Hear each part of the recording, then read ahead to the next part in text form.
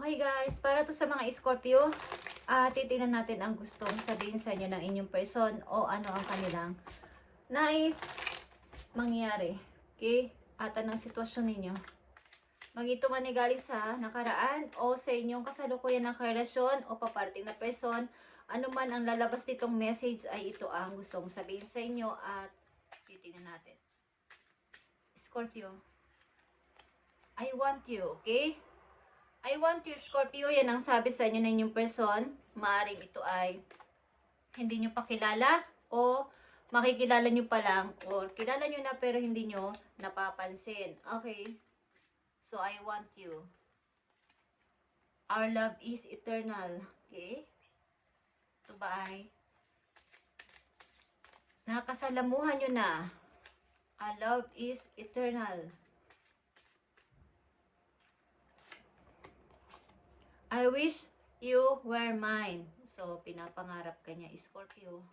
Wini-wish niya na magiging kanya. Ikaw ay magiging kanya. Okay. I wish you were mine. You have to be patient. So, kailangan dito ng patient. I need some more time before I can come to you. So, maaaring may inaasikaso pa to. Titingnan natin to guys. Kung anong i-reveal sa inyo ng message na to. Scorpio, I want you. Our love is eternal. I wish you were mine. And you have to be patient. So, maaaring ito ay kilala nyo na. Maaaring ito ay karelasyon nyo na. But, kailangan muna ng time bago siya tuluyang pumunta sa inyo o makasama ninyo. Maaaring may mga pinagdadaanan ng iyong karelasyon. Scorpio, so kailangan dito ng patient o tamang timing sa inyong pagsasama. Tingnan natin ang i-reveal dito ng inyong sa message na to. So may plano talaga ang person na to guys. It's all about plan. Yeah. Patungo to sa'yo, Scorpio. One direction. Patungo to sa'yo. At marito ay hindi lang isang tao ang gusto sa inyong mag-forward, Scorpio. Isang person na galing sa nakaraan at isang person bago. Isang person na gustong mag-sorry dahil sa nasirang pamilya at isang person na may planong magtapat sa inyo guys. I want you. Our love is eternal. Nagsasabi nitong our love is eternal. Maaring ito ay nakaraang person sa iyo. I wish you were mine. Ang taong bago sa buhay mo. At maaring ang nagsasabi na I need some more time before I can come to you. Ay bagong person. Okay, Scorpio. Ito ay dalawang sitwasyon. Guys, ano-ano ang dapat malaman ng mga Scorpio sa ganitong nilang sitwasyon. Maaaring ito ay galing ang ilang message ay galing sa dating person mo at ang ilang message ay galing sa babago mo palang nakikilala o kilala mo ng person, but ito ay may gumugulo sa utak mo ngayon, Scorpio, dahil may mabalik sa nakaraan. Okay. So, tingnan natin to. Dapat nyo pang malaman. So, Three of Pentacles is here. Anong klaseng pasimula ito sa career? Mga bagong pasimula ito guys na pagmumula ng mga messages at mga news papunta sa'yo. Okay? Bago ito. Ano tong mga news na to? Ano tong mga paparating sa mga Scorpio? Tignan natin. Guys, 10 of Pentacles. Ito ay long-term na kontrata. Long-term na masasabi mong secured ka dito sa career na to. Maaring good news na paparating sa'yo na may balita about sa'yo, mga ina-applyan or what, na galing sa ibang lugar guys. Okay? Something na ito ay matagal mo nang wini-wish na makuha mo ang career na to, ang trabaho na to, at ito ay pang long term. Yan natin. Isa pang mahalagang message dito na may kinalaman sa career na mga Scorpio. Yeah. Maaring na-disappoint ka dito. Na-disappoint ka sapagkat akala mo hindi na to darating. But ito ay paparating guys. So parating. May konti kang pagkadismaya o matagal na paghihintay dito, but ito ay paparating sa'yo. Ito ay isang may pagdududa ka dito, but ito ay paparting sa'yo, guys. So, kapit lang, Scorpio, sapagkat ang kari na hinihintay mo ay paparting na sa'yo, okay? At ano ang nilalaman nito? Actually, meron ka ditong 4 of 3, guys. 4 of 3. 3 of Pentacles is here. Sumaring ito ay pagpapasimula sa malayong lugar at ang tao na to ay nakilala mo sa bagong lugar mo o sa bagong trabaho mo at maaaring naku-curious ang person na to sa'yo, ang bagong person na to sa'yo. Yeah, nakikita mo tong The Empress. Ang tingin niya sa'yo ay isa kang butihin tao. Okay? Na pwedeng maging ina o ama ng kanyang mga anak at pwedeng ipaglaban. Okay? At something dito guys is may ninimbang sa bawat sitwasyon. Okay, Scorpio, maaaring may paninimbang sa sitwasyon mo sa ngayon sapagkat ikaw ay naninindigan sa iyong paniniwala. Okay? Maaaring lahat na nangyari sa iyo ay tinitimbang-timbang mo na sa ngayon, binabalansi mo. May taong dumarating na bago at may taong gustong bumalik galing sa nakaraan. At maaaring ikaw ay nag-iingat na ngayon sa inyong mga sinasabi, sa mga information ninyong binibitiwan sa bawat tao na inyong makikilala. Something na sa bago nyong lugar, kung kayo lumipat sa isang bagong trabaho o bagong lugar, ay may mga taong naku-curious sa inyo kung saan kayo galing at ano ang inyong mga pinagmulan at ang inyong katauhan. Is maring maingat kayo sa inyong mga sinasabi sa kanila at ayaw nyo munang paistorbo sapagkat may pinag-iisipan ka ngayon between two situation.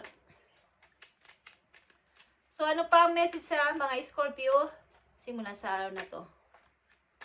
Ano pa ang message sa mga Scorpio na may kinalaman sa kailang sitwasyon?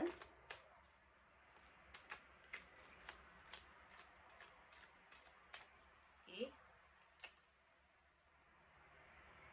It's a good time. Good time, guys. Nagbabadya dito ang maaaring flirt sa paligid, Scorpio. Flirt. Sa hindi seryosohang relasyon, nagbabadya. Okay, maaaring may mga nagkaka-interest sa'yo sa paligid na mga gusto ka lang i-good time. Okay, hindi seryosong relasyon. Ano pa dapat malaman ng mga Scorpio sa kailang sitwasyon sa ngayon? Sa kasalukuyan, please. Ano pa dapat malaman ng mga Scorpio sa ilang kasalukuyang relasyon o kasalukuyang sitwasyon?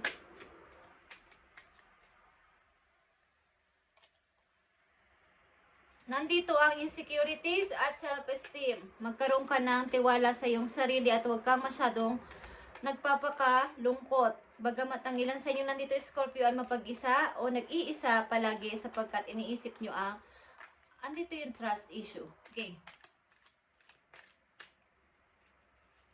May tao dito nangangarap na ikaw ay makasama. Okay.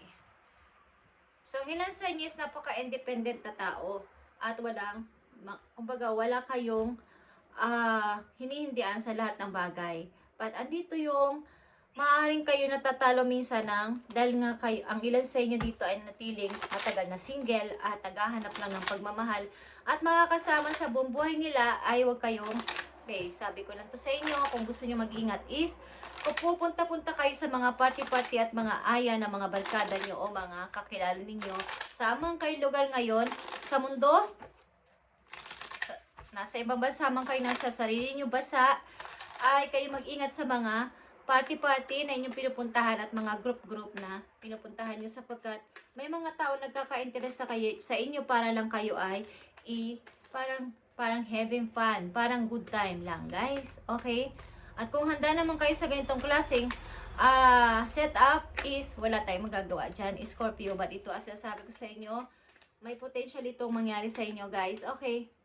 At may nakaka-interest sa'yo ditong tao at gusto kanyang maging kanya.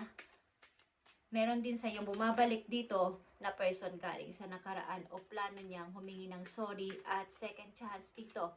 At nakikita niya ang iyong pagsisikap sa buhay at hindi ka, kumbaga, nakikita niya ang pagiging independent mong tao at medyo nakakaangat-angat ka na sa ngayon. Maaaring may interest din siya dito. Okay? Tingnan natin ang payo sa iyo ng inyong mga guides, guys. Nakadepend ito sa inyong sitwasyon sa ngayon. Scorpio, there will be a powerful outcome. So, powerful outcome ito mga ginagawa nyo sa ngayon. Ano man tong pagsisikap at pag-umpisa nyo sa trabaho o sa inyong career sa ngayon is there will be a powerful outcome na mangyayari sa inyo. Kaya andito ang The Empress. Patungo kayo sa tagumpay, guys. At dahil din dito sa patuloy ninyong pagtatagumpay o pag-angat sa buhay at pag-grow na rin sa sarili ay may mga tao nagkaka-interest sa inyo at mayroong good and bad na mga tao dito pwede sa inyo lumapit.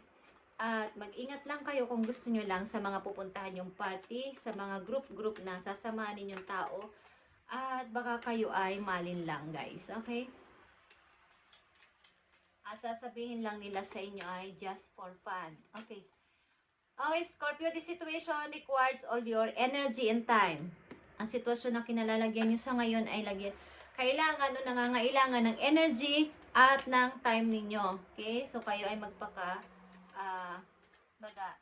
bigyan nyo to ng 100% kung ito ay inyo. Talagang seryoso kayo dito sa ginagawa nyo to. Your intention are not clear. So, may mga intention kayo na hindi clear pa, kaya hindi pa masagot-sagot ang inyong mga,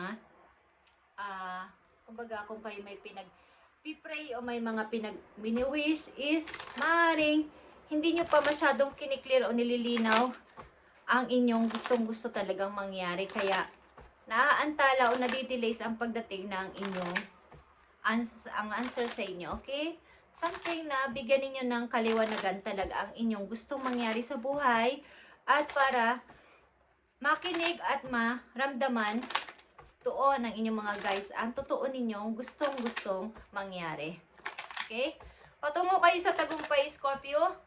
Dito, sa mga Scorpio na nandito, patungo kayo sa tagumpay. At marami mga tao ang humahanga at hahanga sa inyo dito at gusto kayong makilala pa. Okay? Meron ka dito 3 o 4 na 3. Dito ay 4 of 3. 4 of 3, guys. Something na ito ay rebirth, restart sa buhay. Okay. Powerful itong pag-restart sa inyong buhay, sa inyong career o kahit ano pa ang inyong gustong restart is ito yung tamang timing ngayong buwan na to o ngayong taon na to, guys. Okay. Scorpio, payo sa inyong sitwasyon, guys. Tingnan natin to.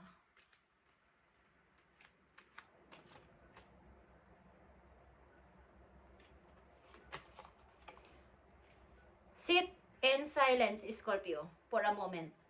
And listen. The answer you have been seeking are finally coming to you. Truly trust and believe that you are doing to make it and exactly where you need to be. We're on this journey with you. Hang in there. It's not much longer. So, hindi na magtatagal ang inyong mga hinihiling. Kaya sinasabi sa inyo dito na your intention are not clear. Kailangan i-clear ninyo kay God, kay universe, sa inyong mga guides to sa heaven, ng inyong mga minamanifest na to, inyong mga wini-wish na to, sapagkat ito ay malapit nang dumating sa inyo. Okay? Kasama nyo sila sa inyong journey sa buhay, ano man tong challenges na inyong kinakaharap. The answers you have been seeking are finally coming to you. Okay? Mag-trust ka lang and mag-believe na ito ay, kumbaga, kung ito yung gusto mong mangyari, ito yung gusto mong puntahan, gusto mong gawin, doon ka mag-trust at doon talaga, as in, nakafocus ka doon, wag nang pabaling-baling sa kaliwat kanan, diretso lang, okay? And we are on this journey with you. Hang in there, it's not much longer. Hindi na to magtatagal at paparating na. Ano man tong wini-wish nyo na to, guys, okay? Hang in there. It's not much longer, Scorpio. So, ang ilan sa inyo ay malulungkutin o nalulungkot at pupunta sa ilang mga kasiyahan. At ingatan nyo lang ang inyong sarili kung ayaw nyo mapahamak o malagay sa itong sitwasyon na kayo ay paglalaruan lang at sasabihin, having fun lang to or good time lang. Okay? Guys, tingnan natin ang message pa dito po yun. Scorpio. I need message for Scorpio. Love yourself first, Scorpio, okay? Your self-respect makes you more romantically attractive. So, kung nalalagay kayo sa alanganin ngayon na sitwasyon ng sobrang pagmamahal sa isang tao na wala na kayong tinitira sa inyong sarili, kung ano man itong inyong sitwasyon sa pag-ibig na to is, mag-isip-isip kayo simula sa araw na to pag napanood nyo yung video na to, okay guys?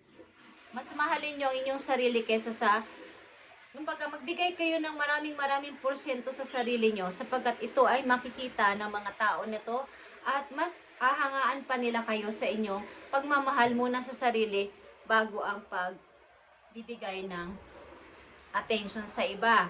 So, pay attention to the red flags, guys. Marami mga tawang lalapit sa inyo simula sa araw na to at magpapakita ng kabaitan. But ito ay nag-aanyong anghel lang sa inyong paningin at hindi ito totoo. Okay? Mag-ingat kayo. Kaya nandito ang good time and having fun.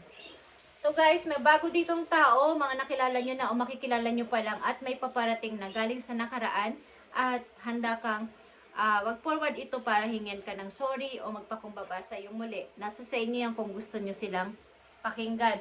At mga bagong tao ang papating sa inyo is I wish you were mine. Okay, at maaaring gusto kanyang makasama o maging karelasyon. Okay, Scorpio, thank you and God bless.